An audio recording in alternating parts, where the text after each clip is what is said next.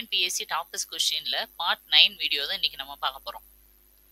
எப்பயுமே நான் இந்த வீடியோஸ்ல வந்து உங்களுக்கு ஒவ்வொரு கொஸ்டினும் எந்த பாடத்துல இருந்து எடுக்கப்பட்டது அப்படின்னு சொல்லி அந்த ஆன்சர் கிட்ட நான் கொடுத்துருப்பேன். பட் இந்த வீடியோல எப்படின்னா நான் அந்த மாதிரி எந்த பாடத்துல இருந்து எடுத்ததுன்றது கொடுக்கல. ஏன் அப்படின்னா இதுல இருக்கிற 10 கொஸ்டினுமே நம்மளோட ஏஎஸ்பிஎன் அகாடமி சேனல்ல இதுக்கு முன்னாடி அந்த குரூப் 4 அப்ப ஃபுல் மார்க் டெஸ்ட்ல கேட்டிருப்போம் இல்லையா, கொஞ்சம் டஃப்பான கொஸ்டின்ஸ், அதுல ஒரு 20-30 கொஸ்டின்ஸ் இருக்கிற மாதிரி கேட்டிருந்தோம். அதுல இருந்து ஒரு 10 கொஸ்டினை இப்ப நான் எடுத்துட்டு வந்திருக்கேன்.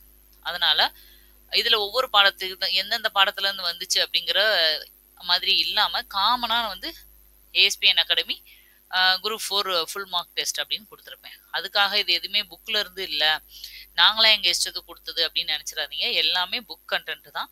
பட் இப்ப ஒவ்வொரு கொஸ்டினும் எந்த பாடத்துல இருக்கு அப்படின்னு போய் திரும்ப தேடி எடுத்து உங்களுக்கு கொடுக்க முடியாததுனால நான் காமனா இது வந்து நம்ம சேனல்ல குரூப் 4ல கேட்ட கொஸ்டின் அப்படிங்கிற மாதிரி மென்ஷன் பண்ணியிருக்கேன். பட் எல்லாமே புக்ல இருக்கிற ஸ்கூல் புக் கண்டென்ட் தான். ஓகே, இப்ப நம்ம வீடியோக்குள்ள போகலாம். ஃபர்ஸ்ட் கொஸ்டின் பாருங்க. அரசியல் அறிவியலின் தந்தை என அழைக்கப்பட்டவர் யார்? ஆப்ஷன் 1 அரிஸ்டாட்டில், ஆப்ஷன் 2 போர்டின், ஆப்ஷன் 3 மாண்டஸ்கியூ, ஆப்ஷன் 4 பிளாட்டோ. இந்த 4 பேர்ல அரசியல் அறிவியலின் தந்தை என அழைக்கப்பட்டது யாரு அப்படிங்கறத கெஸ் பண்ணிக்கோங்க. 30 செகண்ட்ஸ் உங்களுக்கான டைம்.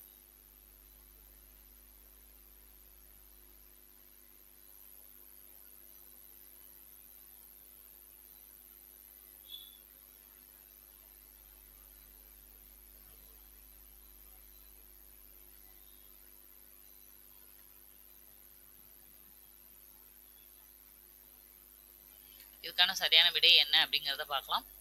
அரசியல் அறிவியலின் தந்தை என அழைக்கப்பட்டவர் அரிஸ்டாட்டில். அரசியல் அறிவியல்னா ஒன்றும் இல்லை, பாலிடிக்ஸ் தான். ஓகேவா? பாலிட்டியில அதோட ஃபாதர் ஆஃப் அப்படின்னு சொல்லப்பட்டவர் யாருன்னா அரிஸ்டாட்டில். நம்ம தத்துவ மேதை அப்படின்னு பார்த்திருப்போம். இவர் அரசியல் அறிவியலின் தந்தையாகவும் இருந்திருக்காரு. செகண்ட் கொஸ்டின் பாருங்க. பி.எஸ். மினாஸின் ஆய்வு இதை பற்றியது. ஆப்ஷன் 1 கிராம வளர்ச்சி, ஆப்ஷன் 2 கல்வி, ஆப்ஷன் 3 வேலை வாய்ப்பு, ஆப்ஷன் 4 வறுமை. உங்களுக்கான டைம் ஸ்டார்ட் ஆயிருச்சு. மினாஸ் அப்படிங்கிறவரு எதுக்கான ஆய்வு பண்ணாரு, எது சம்பந்தப்பட்ட ஆய்வு அப்படிங்கறத கெஸ் பண்ணுங்க.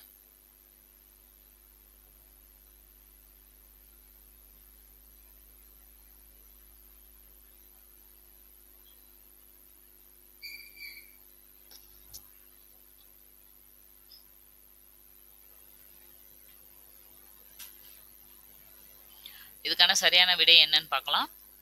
வறுமை அப்படிங்கறது தான் சரியான விடை. பி.எஸ். மினாஸ் வந்து வறுமை சம்பந்தப்பட்ட ஆய்வை தான் நடத்தி அதுக்கான அறிக்கையை வந்து அவரு சமர்ப்பிச்சார். ஓகே, தேர்ட் கொஸ்டின் பாருங்க. இந்தியாவிற்கு உச்ச அளவு அந்நிய செலாவணி ஈட்டி தருவது எது? அதிகபட்சமா மேக்சிமமான அந்நிய செலாவணியை பெற்று தருவது எந்த வகையான பொருள் அப்படின்னு கேக்குறாங்க. ஆப்ஷன் 1 தோல் மற்றும் தோல் பொருட்கள், ஆப்ஷன் 2 வாசனை பொருட்கள், ஆப்ஷன் 3 மருந்து பொருட்கள், ஆப்ஷன் 4 அரிசி மற்றும் பருப்பு. நம்ம எல்லாமே ஏற்றுமதி இறக்குமதி பண்ணிட்டு தான் இருக்கோம். இதுல எந்த பொருள் வந்து நம்மளுக்கு அதிகமான அந்நிய செலாவணியை ஈட்டி கொடுக்குது அப்படிங்கறத சொல்லுங்க.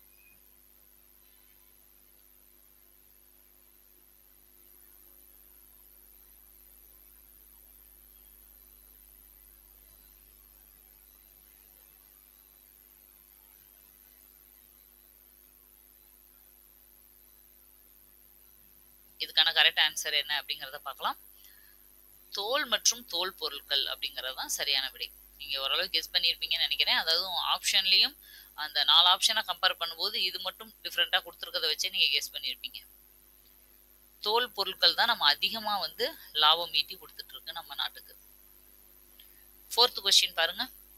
இந்திய அரசியலமைப்பின் எந்த பகுதியானது உயிர் என கருதப்படுகிறது? ஆப்ஷன் 1 அடிப்படை உரிமைகள், ஆப்ஷன் 2 முகவுரை, ஆப்ஷன் 3 அடிப்படை கடமைகள், ஆப்ஷன் 4 நீதி புனராய்வு. இந்த 4 விஷயத்துல இந்தியன் கான்ஸ்டிடியூஷன்ல எது முக்கியமான உயிர், லைஃப் அப்படின்னு சொல்றாங்க அப்படிங்கறத கெஸ் பண்ணுங்க.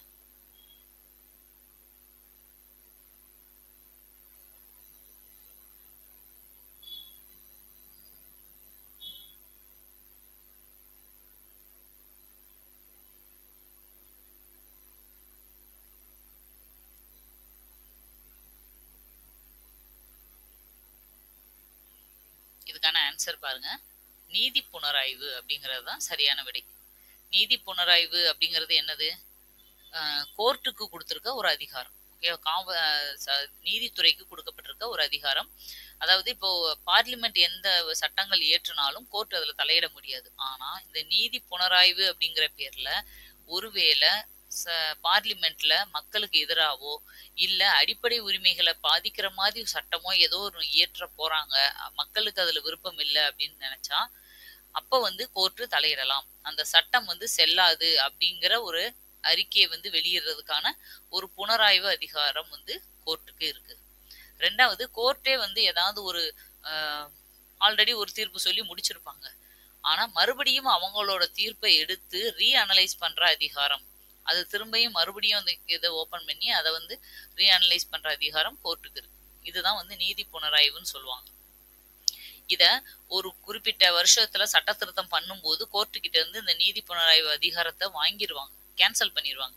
அதுக்கப்புறம் கோர்ட் போராடி மறுபடியும் அடுத்த வருஷமே இந்த அதிகாரத்தை திரும்ப பெற்றுருவாங்க. அது எந்த வருஷம் அப்படிங்கிறத 2 வருஷத்தையும் மென்ஷன் பண்ணுங்க. எப்ப கேன்சல் பண்ணாங்க, எப்ப திரும்ப கொடுத்தாங்க அப்படிங்கிறத கீழே கமெண்ட்ல சொல்லுங்க. ஓகே, அடுத்த கொஸ்டின் பாருங்க. 5th question.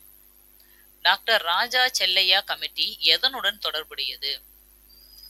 ஆப்ஷன் 1 வரி சீர்திருத்தம், ஆப்ஷன் 2 நிலச்சீர்திருத்தம், ஆப்ஷன் 3 தொழில் அனுமதி கொள்கை, ஆப்ஷன் 4 வேளாண் விலை கொள்கை.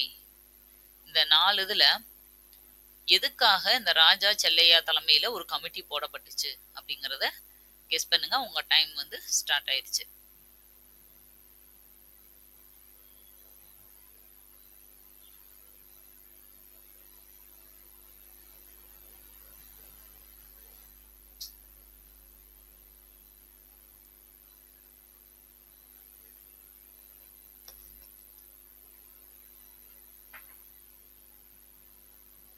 இதுக்கான ஆன்சர் என்னன்னு பார்க்கலாம். இதுக்கான ஆன்சர் வரி சீர்திருத்தம் அப்படிங்கிறது தான் சரியான விடை. அதாவது வரிகள் சம்பந்தப்பட்ட சீர்திருத்தம் கொண்டு வர்றதுக்கான அறிக்கையை தாக்கல் பண்ணி அந்த சீர்திருத்தம் கொண்டு வர்றதுக்கு உதவியா இருந்த கமிட்டி தான் இது. நெக்ஸ்ட் 6th கொஸ்டின் பாருங்க. 12ஆம் நூற்றாண்டில் தமிழகத்தில் விசிஷ்டாத்வைதம் என்ற கோட்பாட்டை பரப்பியவர் யார்? Option 1 Ramanandar, option 2 Ramanujar, option 3 Kabir, option 4 Eknath. இந்த 4 பேர்ல யாரு விசிஷ்டாத்வைதம் அப்படிங்கிற கோட்பாட்டை பரப்புனாங்க? அதுவும் 12ஆம் நூற்றாண்டுல. கெஸ் பண்ணி வச்சுக்கோங்க.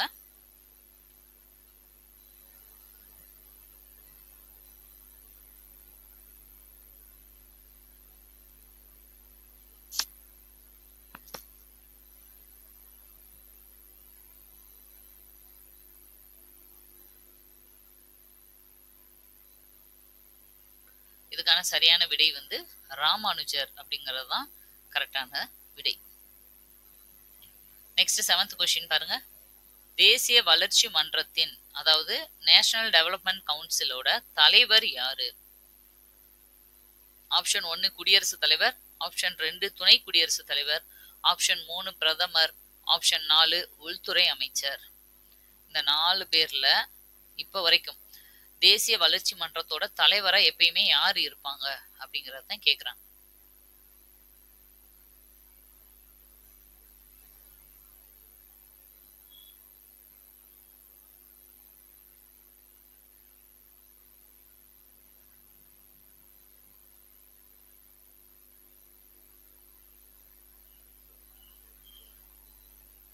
இதுக்கான கரெக்டான ஆன்சர் என்னன்னு பார்க்கலாம். கரெக்டான ஆன்சர் பிரதமர் அப்படிங்கிறது தான் சரியான விடை. எப்பயுமே நேஷனல் டெவலப்மெண்ட் கவுன்சிலுக்கு அப்ப இருக்கிற கரண்ட் பிரசண்டா இருக்கிற பிரதமர் எப்பயுமே தலைவரா இருப்பாங்க. ஓகே, நெக்ஸ்ட் 8th கொஸ்டின் பாருங்க. சாளுக்கிய வம்சத்தின் கௌரவ சின்னமாக கருதப்பட்டது எது? அவங்களோட கௌரவ சின்னம் அப்படின்னு ஒவ்வொருத்தருக்கும் நம்ம சேர சோழ பாண்டியர்கள் புல், வில்லு, புலி, அம்பு எல்லாம் பார்த்துருப்போம்ல நிறையாது. அந்த மாதிரி சாளுக்கிய வம்சத்தோட சின்னமா இருந்தது எதுன்னு கேக்குறாங்க. இதுவும் ஸ்கூல் புக்ல இருக்க ஒரு கண்டென்ட் தான். ஃபர்ஸ்ட் ஒன் ஆப்ஷன் 1 காட்டு முயல், ஆப்ஷன் 2 காட்டு எருமை, ஆப்ஷன் 3 காட்டு பன்றி, ஆப்ஷன் 4 காட்டு யானை. எல்லாம் வைல்ட் அனிமல்ஸ் தான் இது. ஆனால் இதில் எதை வந்து அவங்க கௌரவ சின்னமாக வச்சுருந்தாங்க அப்படிங்கிறத கெஸ் பண்ணுங்க.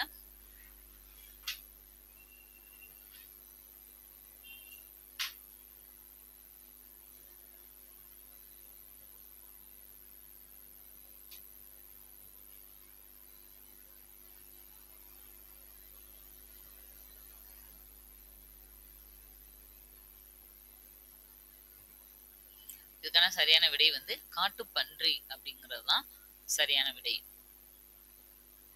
நெக்ஸ்ட் 9th கொஸ்டின் பாருங்க. பிரைரி என அழைக்கப்படும் புல்வெளிகள் உள்ள நாடு எது? பிரைரி புல்வெளிகள் எந்த நாட்டில் அதிகமாக காணப்படுது? ஆப்ஷன் 1 கனடா, ஆப்ஷன் 2 ஐரோப்பா, ஆப்ஷன் 3 ஆஸ்திரேலியா, ஆப்ஷன் 4 ஆப்பிரிக்கா. இந்த 4 நாட்டில் எங்க வந்து இந்த வகையான புல்வெளிகள் அதிகமா இருக்கு? ஜியோகிராஃபி பேஸ்ட ஒரு கொஸ்டின்.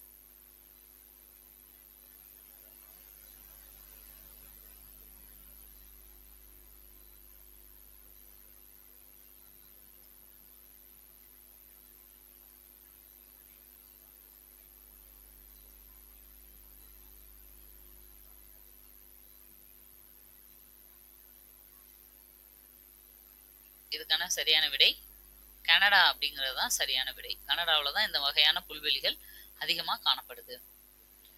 அடுத்தது 10th கொஸ்டின், லாஸ்ட் கொஸ்டின். இரத்தத்தின் வேதிப்பொருட்களின் சமநிலையை பேணுவதால் உடலின் எந்த உறுப்பு மாஸ்டர் கெமிஸ்ட் என அழைக்கப்படுகிறது? ஆப்ஷன் 1 மூளை, ஆப்ஷன் 2 கல்லீரல், ஆப்ஷன் 3 நுரையீரல், ஆப்ஷன் 4 சிறுநீரகம். இது எது சரியான விடை அப்படிங்கிறத கெஸ் பண்ணுங்க. உங்களுக்கான 30 செகண்ட்ஸ் எடுத்துக்கோங்க. உடம்புல ரத்தத்துல இருக்கிற கெமிக்கலை வந்து பேலன்ஸ் பண்ணுது இது. ஓகேவா? அதனாலதான் அதுக்கு அந்த பேரு. ஆனா அது எந்த உறுப்பு?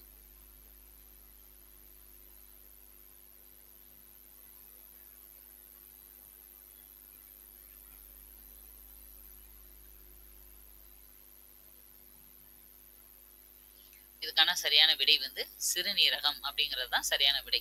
மோஸ்ட்லி கெஸ் பண்ணியிருப்பீங்க. சிறுநீரகம் தான் வந்து நம்மளுக்கு கிட்னி தான் ஃபுல்லா முழுக்க உடம்புல இருக்கிற ரத்தத்துல இருக்கிற மொத்த கெமிக்கலையும் கரெக்டா வந்து இதை டயக்னாஸ் பண்ணி அதை வந்து பேலன்ஸ் பண்ணி தேவையில்லாத வெளியேற்றுறதும் கரெக்டா பேலன்ஸ் பண்றது சிறுநீரகம். அதனாலதான் கிட்னியில வந்து எதுவும் ஃபெயிலியரோ இல்லை கிட்னியில ஏதோ ஒரு வகையான பிரச்சனை கிட்னியில இருந்தா அவங்களுக்கு டயாலிசிஸ் பண்ணுவாங்க. அதாவது ஆர்டிபிஷியலா வெளியே இருந்து கிட்னி பண்ண வேண்டிய வேலையை அவங்க டயாலிசிஸ் மூலமா அந்த ரத்தத்தை சுத்தப்படுத்துவாங்க. ஓகேவா? அந்த கெமிக்கல் பேலன்ஸ் கண்டிப்பா இருக்கணும் அப்படிங்கிறதுக்காக. இது அது இயற்கையாவே பண்றதுனால இதுக்கு வந்து என்ன பேரு? மாஸ்டர் கெமிஸ்ட் அப்படிங்கிற பேரு இருக்கு. அவ்வளவுதான். இந்த வீடியோல 10 கொஸ்டின்ஸும் பார்த்தாச்சு. உங்களோட ஸ்கோர் என்ன அப்படிங்கிறத நீங்களே செக் பண்ணிக்கோங்க. உங்களோட மார்க்கை பொறுத்து உங்களுக்கு வந்து சான்சஸ் வந்து இந்த ரேஞ்சில் உங்களுக்கு இருக்கும் அப்படிங்கிறத நான் சொல்றேன். இது வந்து இப்போதைக்கு நிலைமை தான் இது. இதை நீங்க எக்ஸாம்குள்ள வந்து அதிகப்படுத்திக்கணும். அந்த 100% சான்ஸுக்கு வந்து நீங்க வந்து நிக்கணும். அதுக்காக தான் இப்போ இருந்து இதை நான் சொல்லிட்டு இருக்கேன். கொஞ்சம் கொஞ்சமா உங்களை இம்ப்ரூவ் பண்ண பாருங்க. டெஸ்ட்ல வந்து டைரக்டா டெஸ்ட் மட்டும் வந்து அட்டன் பண்ணீங்கன்னா மார்க் இம்ப்ரூவ் ஆகாது. நீங்க ஒரு வாட்டி டெஸ்ட் எழுதி முடிச்ச பிறகு என்னன்னா அந்த எப்படி நீங்க படிக்கணும்ன்றத கத்துக்கிறீங்க. அடுத்து போய் நீங்க படிக்கிற பாடங்களை எல்லாம் நல்லா டீப்பா படிக்க ஆரம்பிக்கணும், தெளிவா படிக்கணும். அதுக்காக தான். அப்போ அந்த மாதிரி நீங்க படிக்க ஆரம்பிச்சீங்கன்னா போக போக ஆட்டோமேட்டிக்கா உங்க ஸ்கோர் இன்க்ரீஸ் ஆயிரும். ஓகே, இதோட இந்த வீடியோ முடிஞ்சது. நம்மளோட சேனல்ல டெஸ்ட் பேட்ச் ஸ்டார்ட் பண்ணியிருக்கோம். அதை பத்தின ஃபுல் டீட்டெயில் வந்து கீழே இருக்க வீடியோல இருக்கு. ஏதாவது டவுட்னா உங்களுக்கு வாட்ஸ்அப் நம்பரும் கொடுத்துருக்கோம். அதுல நீங்க எங்களை கான்டாக்ட் பண்ணி எந்த டவுட்னாலும் கிளாரிஃபை பண்ணிக்கலாம். Okay, thank you. மறுபடியும் இன்னொரு வீடியோல உங்களை மீட் பண்றேன். Thank you, by.